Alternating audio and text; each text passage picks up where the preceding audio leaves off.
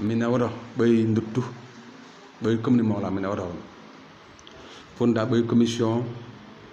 de recensement de vote pour élection en janvier prochain élection maire bo élection maire aro légui de élection ja bay fa bineur hen def monsieur wotara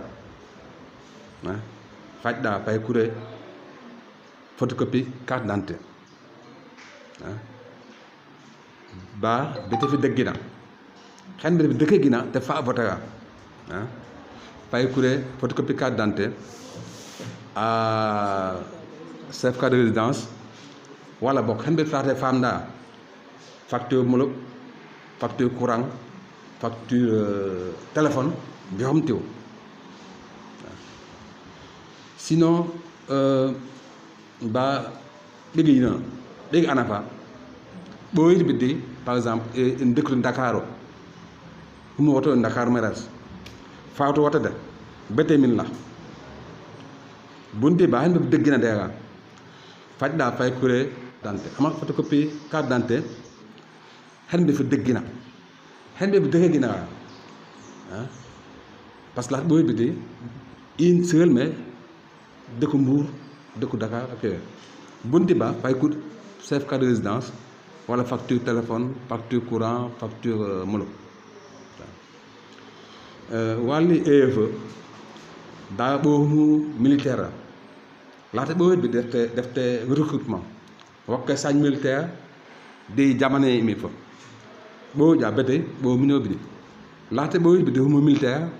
wakke ala traité hande civil bo ja bete aussi mino bino inel fa da bo hibité radiation bo hibité nus ay nus nusoro bo fi wulte obligatoirement fay nisu ta bo fi def kasso fay nisu ak bo fi faata bete fi nisu bo nisu ya da condition inel na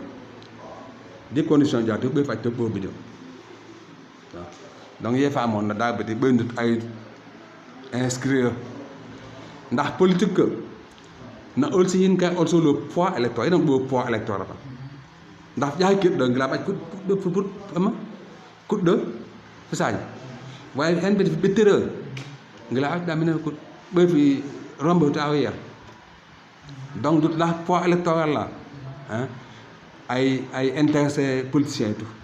mais mi sansan kon tout la poids électoral bitte bo nay faloke minin xel tax bu baax assalamu alaykum wa Mont Rolland di nuyu suñu site bi Mont Rolland TV ñi ngi fi ci commune Mont Rolland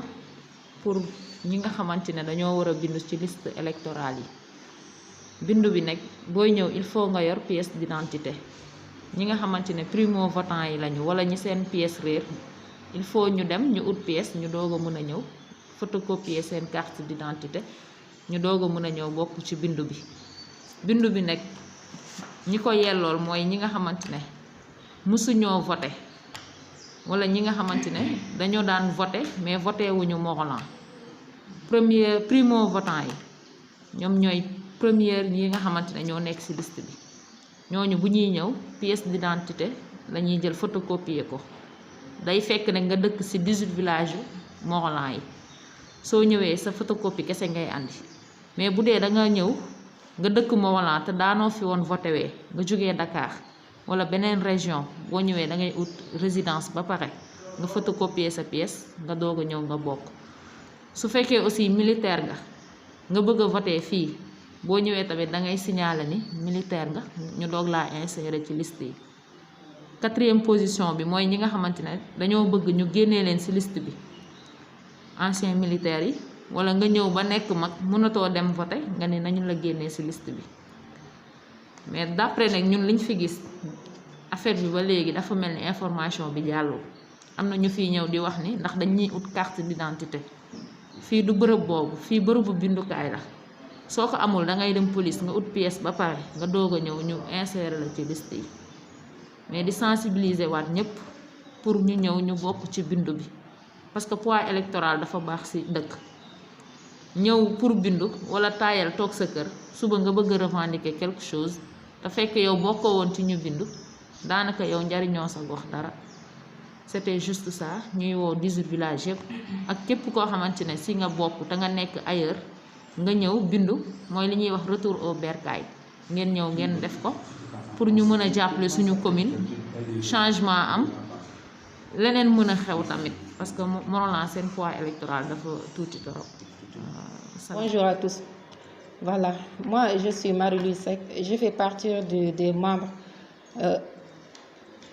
CEDA, la commission concernant la révision des listes électorales de janvier prochain.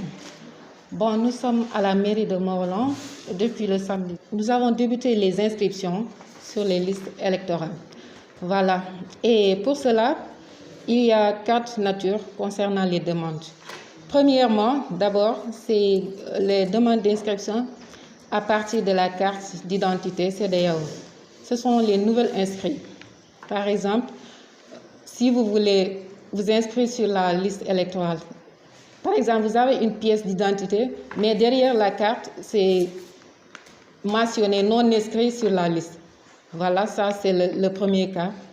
Et la deuxième, c'est demande de modification de l'inscription, changement de circonscription ou d'adresse si vous voulez changer d'adresse électorale. Par exemple, si vous votiez à Dakar et que vous voulez